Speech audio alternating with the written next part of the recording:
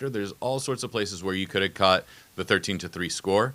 Won't take anything away from the Rams or the offense of the Patriots. It was a very much defensive game. So if you love a strong defensive game, this was your game. Absolutely. It wasn't high scoring, and sometimes that's the way it goes. And it was actually, going into a bit of commentary.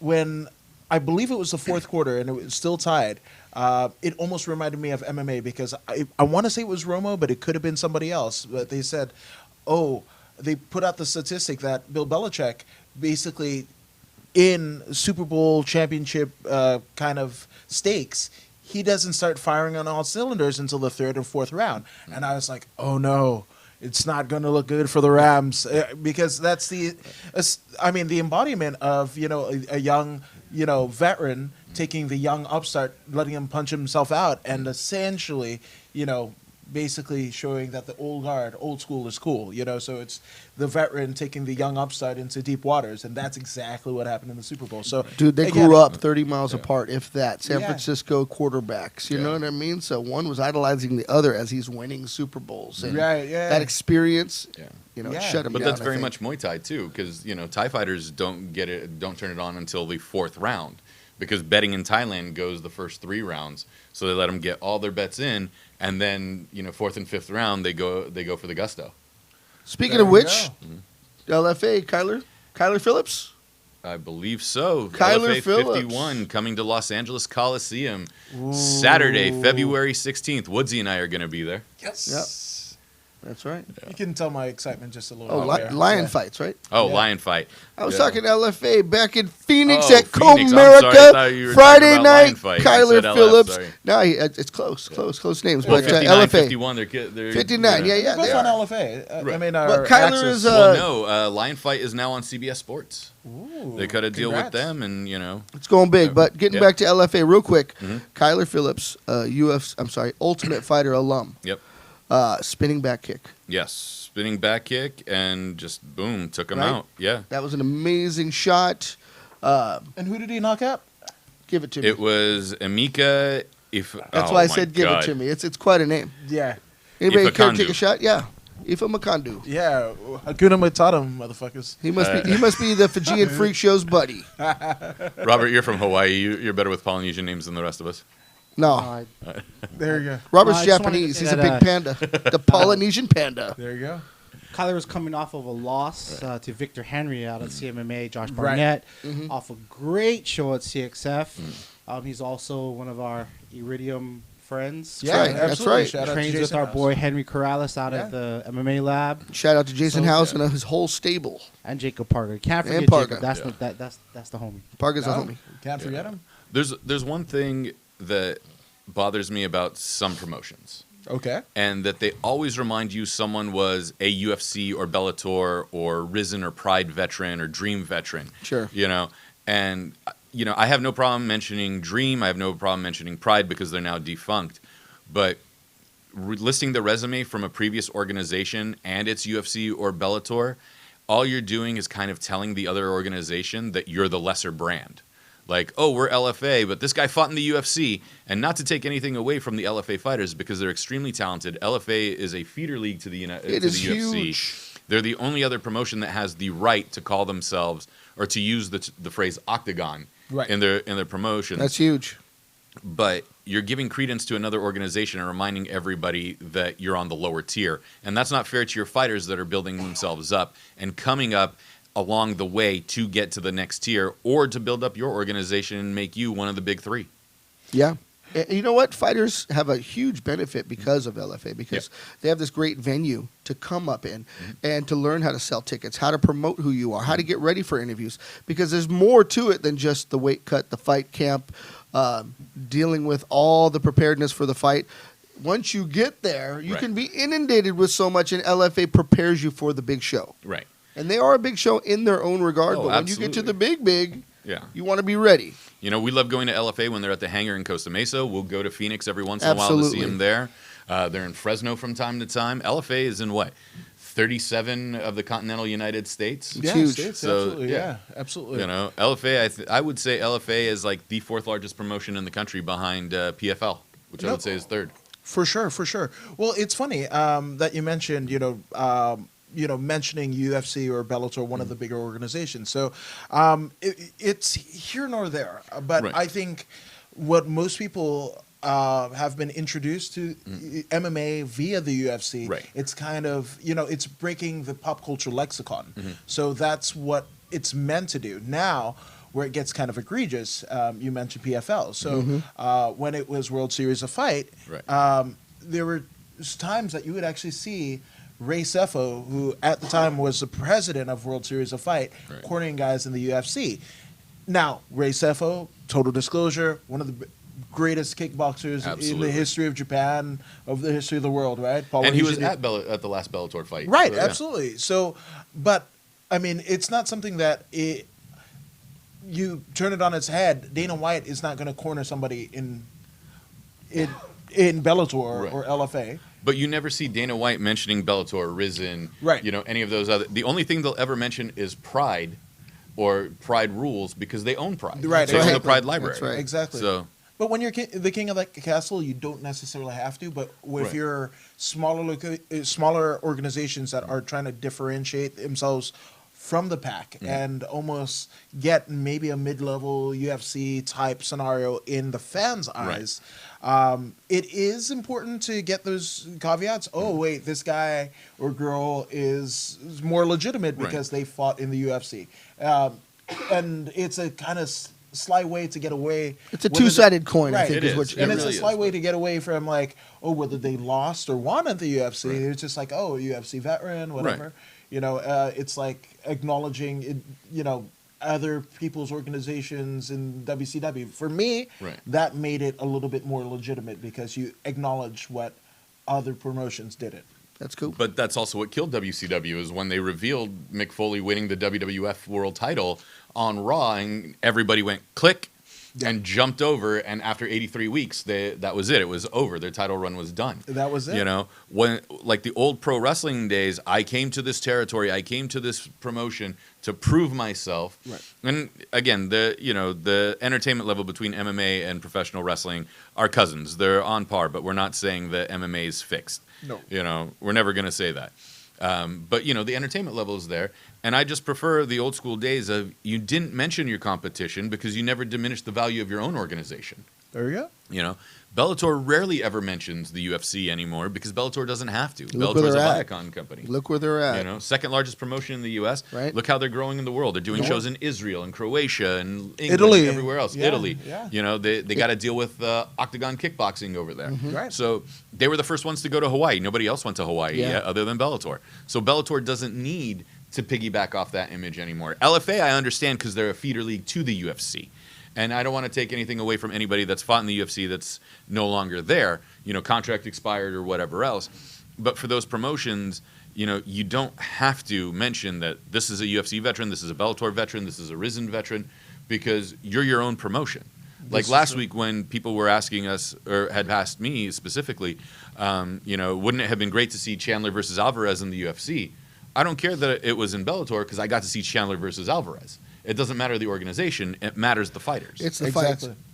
Absolutely. It's the fights at the end of the day. And also, there are fighters that choose to be in Bellator Yeah. regardless because of compensation, Mhm. as we all know. Yes, Phil Davis did it. Josh Thompson did it for a little bit. Ryan Bader went over. Ryan Bader is now the triple champion of Bellator. Congratulations to him. We keep mentioning that. Unreal, right? Yeah. Yeah, absolutely. Where DC called him the easiest contender the in the light light heavyweight division. Yeah, absolutely. And now he's a 2-division champion and a Grand Prix champion. Absolutely. Beating 8 of the greatest names that MMA has ever produced. yeah. So that was it. So shout out to Bader. A stiff jab. Benson A Henderson stiff jumped jab in, to too. Fedor puts him out. Right. I never would have dreamed I saw No, that. No. not in 35 seconds. No. Yeah. So it's that sort of thing.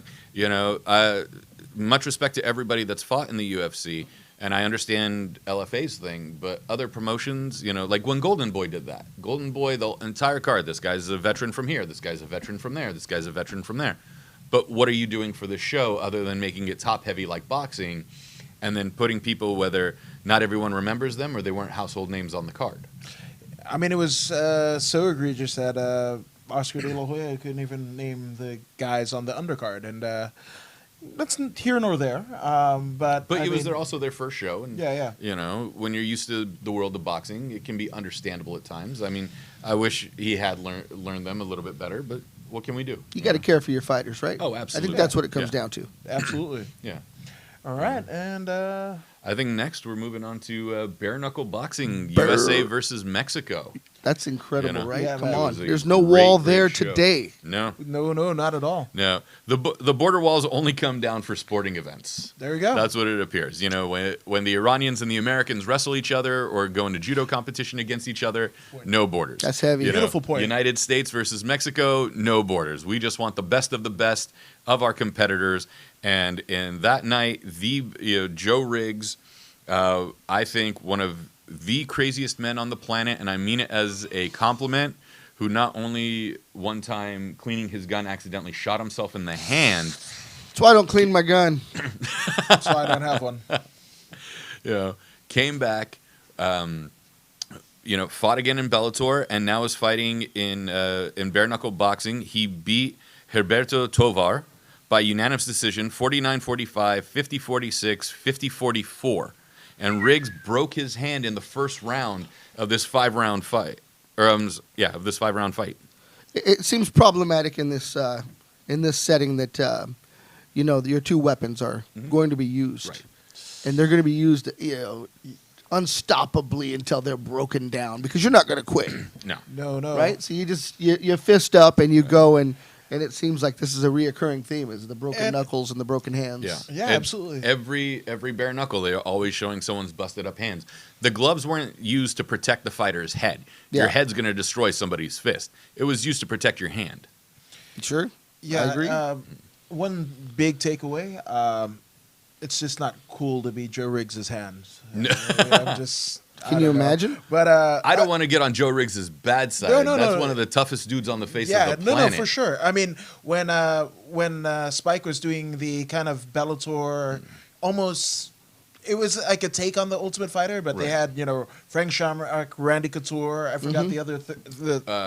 What's it called? Jimmy Smith was the host. Right. There was a bunch of dudes. That Right, were involved in exactly. that, yeah. But I mean, Joe Riggs was on that and ended up not only winning that tournament, but also landing himself a sort of contract because I mean, he within 2 fights he was out of the organization. But I mean, Right. A guy like Joe Riggs who. For a lot of people, that's the reason why they, a Joe Riggs fight, a Chris Lieben fight, a Joe Daddy Stevenson fight. Those are the reasons why this guy. That's why we show was up. fighting. Yeah, These are all absolutely. journeymen, too. Yeah, These are some of the baddest dudes on the planet. I hate to use the term gatekeeper. Some of them have been gatekeepers, but Yeah. these are some of the toughest guys we've ever seen step in the cage or the ring. Yep. And now they're bringing forth some of the toughest guys too. We see them Oh, in yeah. fights, and it's just amazing. Yeah. Absolutely. And then in the main event, Joey, was it the main event or co-main event? No, I think it's a co. No, it was Beltran. Tony Lopez versus Joey Beltran went to a split draw, the rarest decision in all of combat sports. 49-46 for Lopez, 48-47 for Beltran, and then 48-48. Wow. And Yeah. two sluggers. I mean, these guys yeah. are known to just get bloody no matter what. The Mexicutioner versus the Kryptonite. Kryptonite, man. Kryptonite, yeah. I mean, how many heavyweight titles, does Tony Lopez have? I mean, it's, His fights are countless. Yeah. And Tony Lopez didn't tape up his wrists. Everybody else taped up their wrists except Tony. Yeah. Because Jesus. he's just that dude, man. Yeah. So shout out to Kryptonite there, man. I love watching him. I don't care what anyone says about his fight style. I love watching him. Yeah. Yeah, He's how many people are exciting. getting in there, bare knuckle, no tapes on their Right? wrists, and going, let's go, Joey. Right? And the matchups. I've seen him at King of the Cage with some Yeah. different body types and weight classes and all kind of funky stuff. And he goes. Yeah, absolutely, Right? absolutely. And then this, we had the Chris Lytle, JC Yamas fight. Yeah. Shout out to JC, man. There may be a commercial for a fight shop in Bakersfield that I may be in with JC Yamas. So, Wow. Really? Next Yeah. time you're in Bakersfield watching Channel 3, my friend Adam Woods will be on there on a commercial. Sponsored by Condom Depot. It might be on UHF, man. So, I like it. Just saying. But yeah, there you go. And then Raleigh winning the North American title. Yeah. You know? So shout out to Beck Rowlands. Yeah. Again, this might be She found her niche, man. Yeah, absolutely. Yeah. I mean, and they mentioned that she was a UFC fighter as well. Of course. But I But, mean, yeah. that's I dig watching her though. But no, I have no problem with listing somebody's resume. Right. But the fact that bare knuckle is different than mixed martial arts, Right. Yeah. it's okay to list them in very that separate. aspect. Very It's a true. very separate thing. It's interesting, though, that a lot of the fighters' records from multiple combat sports were unified. So-and-so was like 49, 18, and 7 versus just their bare knuckle record or just their mixed martial arts or just their kickboxing records. Well, it's a hard selling point, I think. This is just my personal opinion, but it's kind of hard to sell a fight with names that you may or may not know on either regional or a lower to mid card UFC or Bellator fight, and just like, oh, they're 1-0. Yeah. They're 1-0 and they're fighting for a championship, or they're 1-1 and what have you. It's a very, very hard sell. I mean, if you're trying to, bare knuckle, much like women's MMA today, is in the same Infancy. spectrum that UFC. Yeah. Well, bare knuckle in comparison to women's MMA 5 years ago. Right, exactly. Oh, no. So it's... Because the women have come a long way, which we will They're discuss more, later on they're in more the show. exciting, actually. If you Right, ask me. absolutely. They throw. Oh, yeah. But it's kind of hard to kind of... Obviously, there's so many, not only options for your fight sports, but also entertainment. So you kind of have to get everything in. You're like a Mexican luchador. You got to get your shit in, kid. So that's it. Tope, whatever. Yeah, you're 49-1 because that's what's going to sell the fights, and that's Right. what's going to get people interested. And yes, you might go, oh well, they're just cashing on bankable names or what have you. But here's the thing about it. Yes, cash in, get more fans, grow the sport, and then If people are watching, somebody wants to see it. Bare knuckle was great. We watched it on Fight TV. Shout out to Fight TV for Heck always yeah. taking care of That's us right. when we get to cover some of the fights over there. Especially when we look at PCW Ultra and Impact with what they do for pro wrestling, and then Risen and all the other MMA organizations that are Absolutely. out there. And Phoenix is going to be airing on there again for kickboxing. Damn, that's awesome. And shout out to a good friend of the show, Colin Crandall, because the MMA Hour just got signed to Fight TV. So shout out to Colin, man, and Adam Rhoda. So shout out to you guys. Yeah. Kudos to you. Absolutely. Yeah. We're going to be shifting gears real quick into the world of entertainment. Fight sports are entertainment after all. And there is a movie coming out this Friday, February 8th, starring Thomas Q. Jones, former NFL running back, and Chuck Liddell, and another MMA hero, John Lewis. Pretty crazy, And man. it's called A Violent Man. Robert, can you cue up the clip, please? We got to go to a screening, fellas, just to see it on the big screen. Yeah.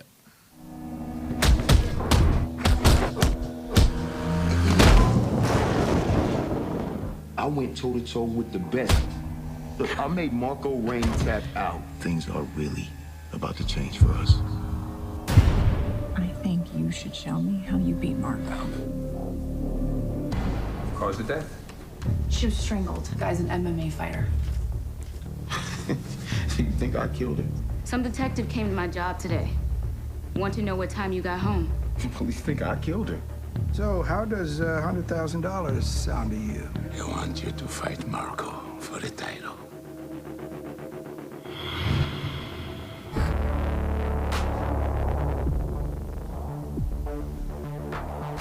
This man, he isn't who you think he is. The man that you sleep next to, he's dangerous.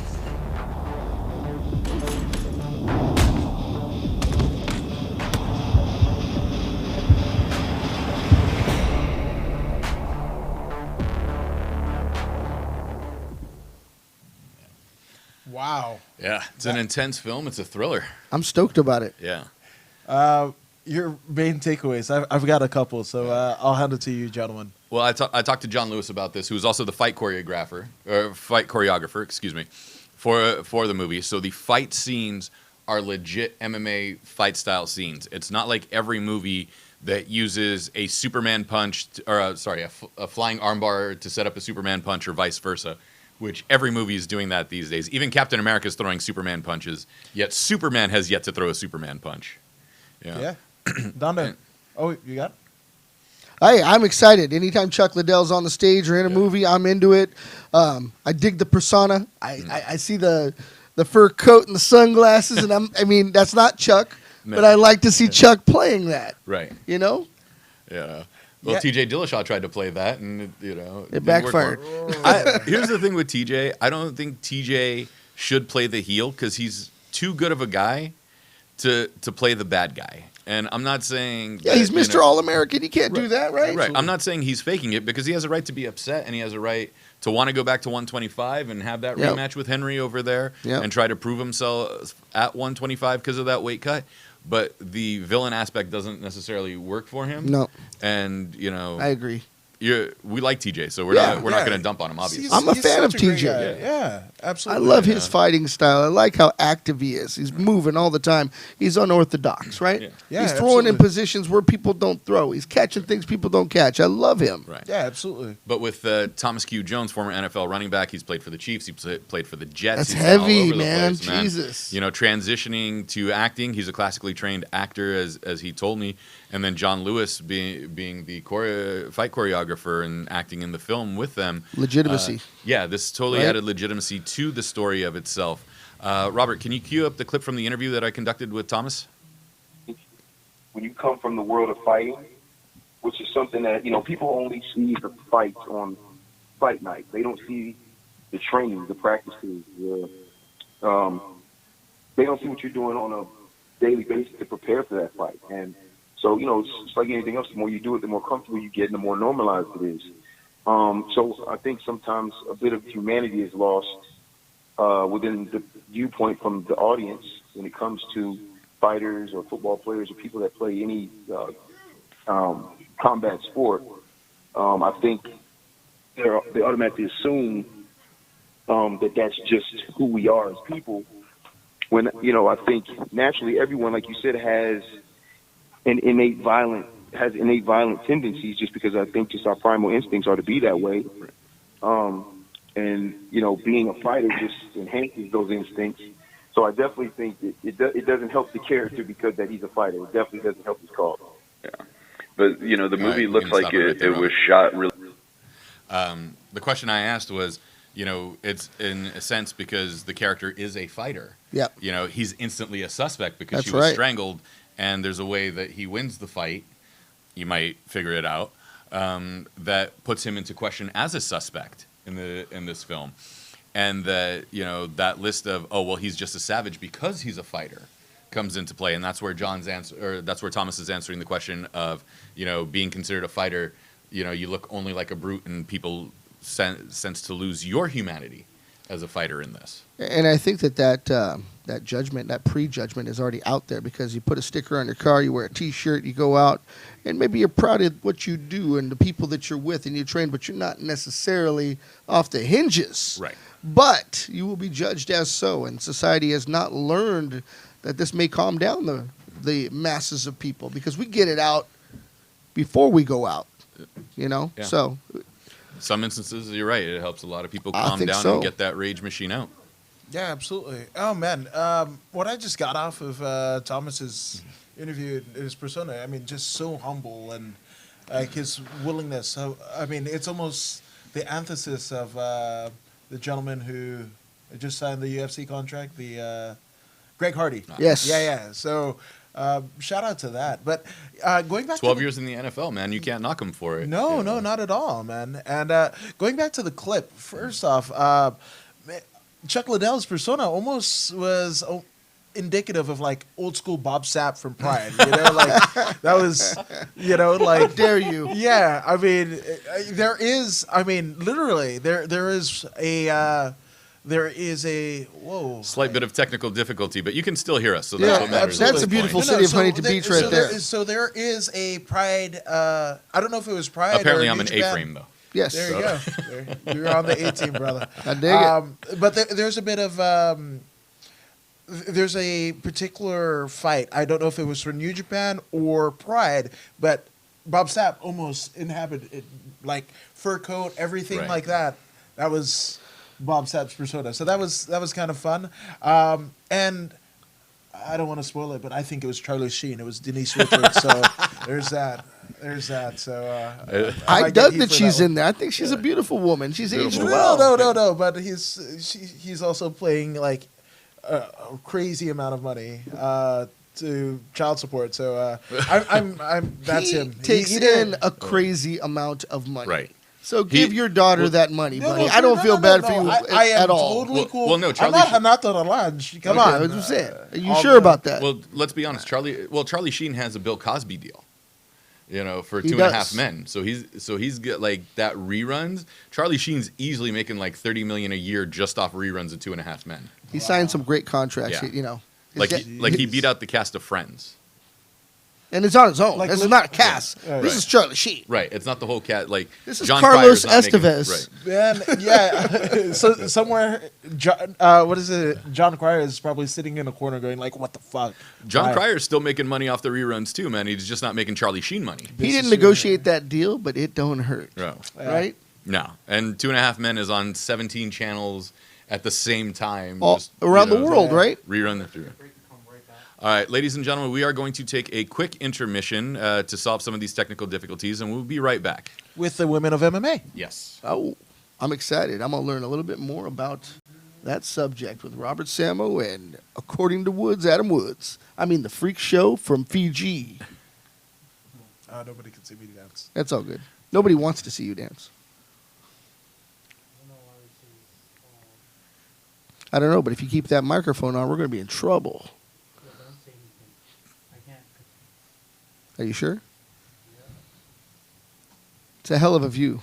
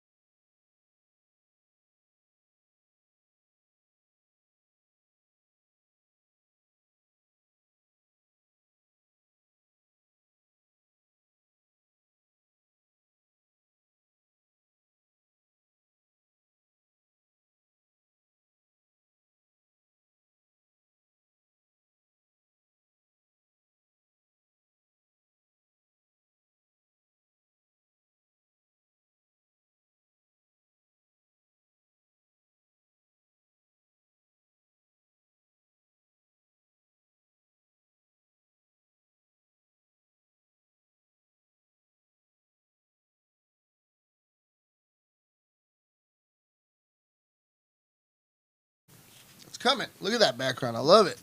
Sunny skies in Chicago. What is that, Robert? Downtown LA. Is it downtown LA? Wando, Muay Thai, etc. Train obviously in the art that they weren't proficient in before, and try to become better, well-rounded fighters. But are you still primarily a striker, or are you trying to make that transition into a grappler? Same way grapplers try to make that transition into being strikers. Now you got to I'm- turn up her part.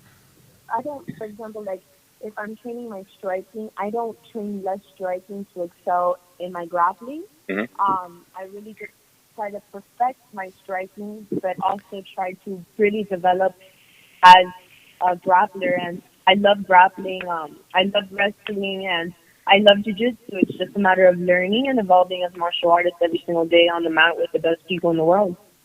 Well, it's perfect. And you're fighting on the 16th, so the very next day after 2:15 and at the same arena.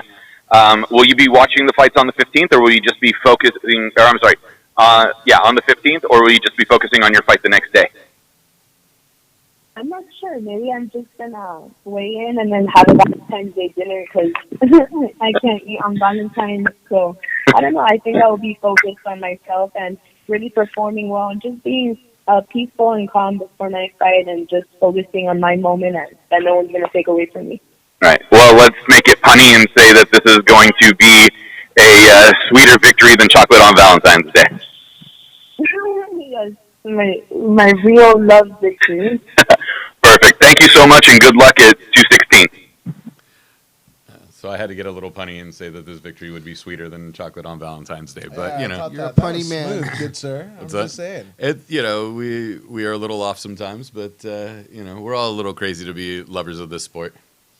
Yeah, I think everybody has a little bit of fight in us, and the fact that we get to kind of parlay and utilize, if that's a word, our love for this sport, whether that be, people from the commission, people that are matchmakers, people that are media, and then the fighters themselves, we all get to do this thing. This is true. What is it now? Because women's MMA has blown up in the last 5 years. Absolutely. And it's become something that we've all become huge fans of. I mean, before it was initially a, Niche. it was a niche, and it was like pro wrestling. It's like in pro wrestling they bring out the women and the little people as part of like the break or the intermission, and it was just like ha ha ha. Here's the little, Right. look at the cute chicks, Right, absolutely. beating up on each other for your entertainment and whatever else. And then now we have Invicta. We have Bellator has the 145 featherweight division. Absolutely. PFL is building it around Kayla Harrison for the 155 lightweight division. Yep. UFC has the atomweight and the strawweight belt. Invicta from the atomweight all the way up to 155, featherweight. the featherweight. They might even go up to 165 at some point. You never know. Rizin has Gabby Garcia who's fighting over there. You imagine? Yes. Just watching Gabby. Oh, right? yeah. And Kayla Harrison. Yeah. Yeah. So all these women have come into their own in these past 5 years, and not just in MMA, but in professional wrestling as well. Sure. WoW has now had a resurgence, and not because of the Glow Netflix series based on the documentary and the original Glow Girls from the 1980s. Right. But you have Tessa Blanchard, who's a third-generation professional wrestler. You have Santana Garrett, who's a second-generation professional wrestler, and all these women in their respective sports, whether it's mixed martial arts or sports entertainment, have started to outshine the men at some point. What is it about the women and basically being, they used to say stay in your own lane, but women aren't just staying in their own lane. They've created their own freeway in these forms of combat sports. For my take, I think whether it be women's MMA or women's wrestling, I think they've always been on the undercurrent of what the men are doing. I mean, that's women's sports in general, but it's a whole new set of stakes when it's compromising your physical well-being, whether taking bumps in a pro wrestling ring or taking shots in a MMA or Muay Thai type venture.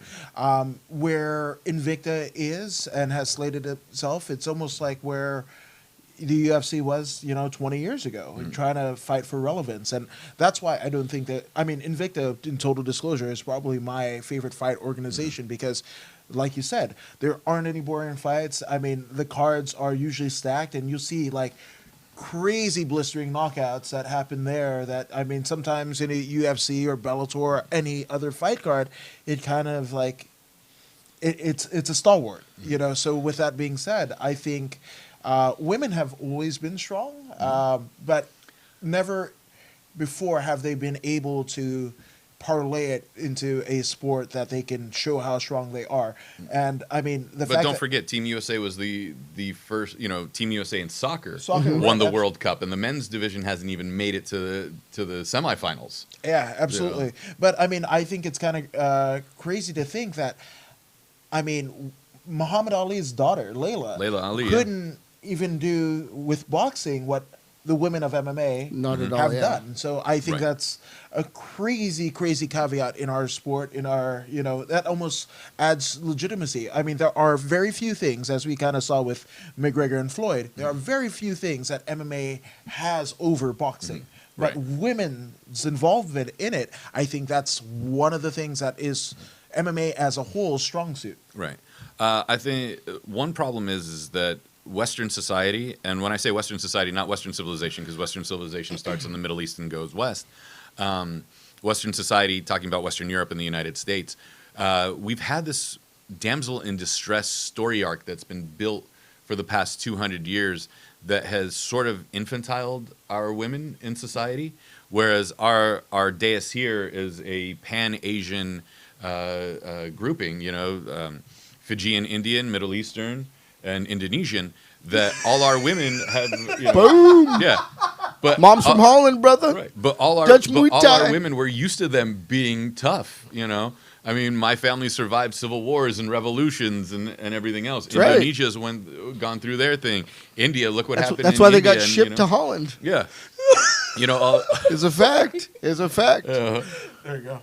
No, I'll bet it but out. so we're used to strong women in our That's lives, right, but that's Western right. society necessarily isn't. Talk to my you mom, look that's at, a strong woman, Jesus. Look at, I love to use Randa Marcos as an example. Right, Chaldean right. Catholic from That's from huge. Iraq. You who be a Chaldean is- Catholic from Iraq is for escape- people that don't right. know. Yeah, Right? and escaping, into Jordan and hiding in churches and then making it to Canada. They'll absolutely. cut your head off. Yeah, and Yeah. I will always praise Randa for what she's gone through, even though we're the same ethnicity. I'm an ethnic Assyrian and Lebanese, and she's Chaldean. Chaldean and Assyrian are very close ethnic-wise, and we both speak Aramaic. It's just tribal at that point. Yeah, it's just tribal right? at that point. Similar And- people. yeah, exactly. She's just from a southern tribe. I'm from a northern tribe. Right. And that's the only difference, but we're the same people. But Randa's story, and Beni El Dariush, who's from the same village that my father's from in Banil Iraq, Dariush, my homeboy. and everything else, we're used to seeing these strong women. Yeah. Saad Awad, who's Palestinian, Yeah, absolutely. he's seen Yeah. that. Even Ariel Hawani, who's a commentator, who's Lebanese and Jewish, he's had strong women in his family as well. So we're used to this, and I'm speaking from the Middle Eastern standpoint on this, that our women have always been strong, and it's just this weird dichotomy of, women shouldn't do this, women shouldn't do that. But everywhere else in the world, they have, and they've succeeded at it. So I don't understand why it hasn't worked in the Western society. But, now it's finally coming up that women can fight MMA or kickboxing or Muay Thai. Look at Johanna Bar. Yeah, One absolutely. of the best kickboxers and Thai fighters ever in the history of combat sports. She's the one that beat Cyborg at Lion Fight in Vegas. Yeah, Huge. yeah, That's a Cyborg's big awesome. deal. Yeah, that's a Yeah. big deal. And look at Cyborg, look at Gabby Garcia, look Right. at Kayla Harrison. Right. Not only the first American ever to win a gold medal in judo, the first American to win two gold medals yeah. in judo, and the first female American to win a gold medal in judo. Yeah. So, And her debut in MMA, Kayla Harrison, yes. against Brittany Elkins, Mhm.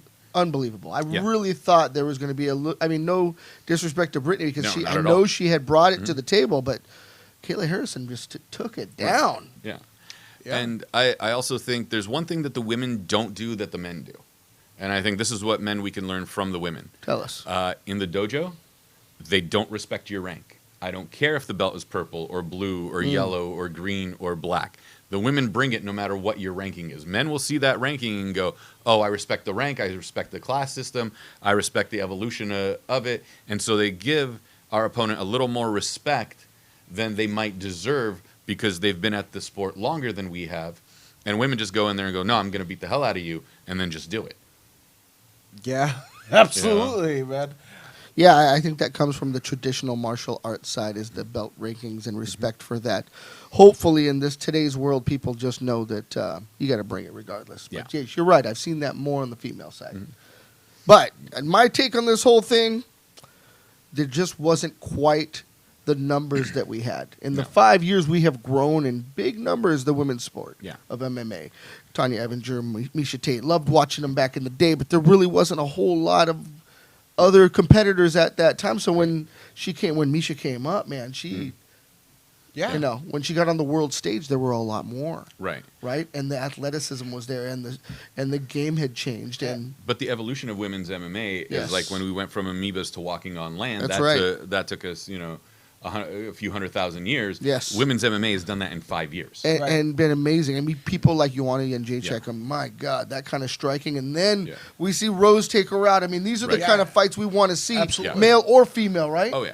Because they're That's just what builds fighters. it. Yes. Ronda Rousey, when she was the first UFC bantamweight champion in the women's division, it wasn't the first women's bantamweight champion. Mm-hmm. It was the bantamweight champion in the women's division. It's like in the old days in the United States, now we are sub-American, Indonesian American, Assyrian American, Fijian American. Before, we were Americans of XYZ ancestry. So you would have been American of Indonesian ancestry, American of Assyrian ancestry, American of Fijian ancestry. And that's what MMA has brought back in a sense for the women's divisions, because they are the bantamweight champion in the women's division, the featherweight champion in the women's division. Absolutely. And that's what makes it exciting, because they're still the champion no matter what their gender is. Yes. Yeah, and for me, I mean, it's kind of crazy because we forget like the Shayna Baszlers, Yes, she built the house that they all fight in. Yeah, right? absolutely. Shayna Baszler's what's her name?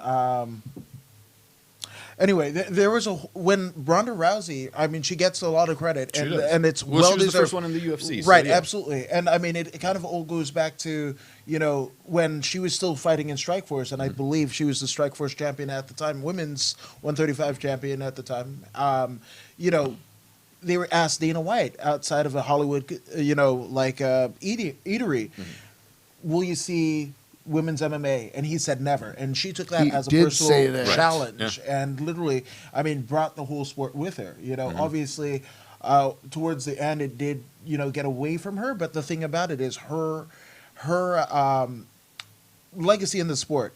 I mean, It's solidified. Yeah, absolutely. I mean, You can say whatever bad can't things you take it. want Right. about her right Yeah. now. Her legacy is solidified. Right. Never take Fedor that from can her. come back and lose the next 17 fights Right. He's just still because Fedor. he loves to fight. He's still Fedor Emelianenko. Absolutely. If Don Fry decides to come out of retirement next week, I'm not With going his to tell him he mustache can't. included. right, mustache included, Yeah. I'm not going to tell Don Fry no. So these people have solidified their legacies. Whether you like them or not, doesn't matter. Misha Tate solidified her legacy. Holly Holm, if she never wins another title again, she solidified her legacy. That's absolutely right. Yeah. Marloes Cohen. That Yep, was the Marloes one. Marloes Cohen, yes. Marloes Cohen. Yeah. I mean, Conan, it was a Conan, world Conan. beater. Yes, Marloes Conan. Conan. Thank you. Yeah. So the thing about it is, I mean, because of the legacy of these fine women and fine athletes, I mean, Yes. you almost take the caveat of them being women. Oh, wait, Out of no, it. that's They're just insignificant at this incredible point, yeah. athletes, right? Yeah. But now you have fighters, jiu-jitsu players, judo players, Muay Thai gals that are starting at 5 and 6 Yeah. because they saw it in the UFC. They saw it in other promotions. And it's just like now as a father of a daughter, I can totally go like, hey, go out and whatever, because now you can defend yourself Right. rather than the worst could happen. But it's proactive instead of reactive. Because Right. remember, all those women's self-defense courses came up as reaction to something bad that happened to them in the United States or in England and Western Europe. Not proactive of defend yourself beforehand. Right. Like you see the girls in Syria when dealing with ISIS, 15, 16 years old, 14 years old, picking up guns, defending the villages. That was something to be revered. And we will leave you on this final note. We have Lion Fight Muay Thai on the 16th. Wow Women of Wrestling. Friend of Adams over here, Keita Rush. Yeah, absolutely. Running the Bully Busters. Yeah, absolutely. Fight camp over there in Studio the Valley. City. Yeah, in the Valley. Absolutely. Shout out to Keita and Coach Rod. Training the next generation. And, she'll be coming to WOW in next week or the week after. And WOW Women of Wrestling airs on Access TV Fridays at 9 p.m. Eastern, 6 p.m. Pacific. We will be back next week with far less ums and uhs than we did this week. And thank you for watching, and thank you for being a part of the very first episode of MMA Unbound on Fanboy Nation and Free Admission Media, sorry. Boom. This is the first. Yeah.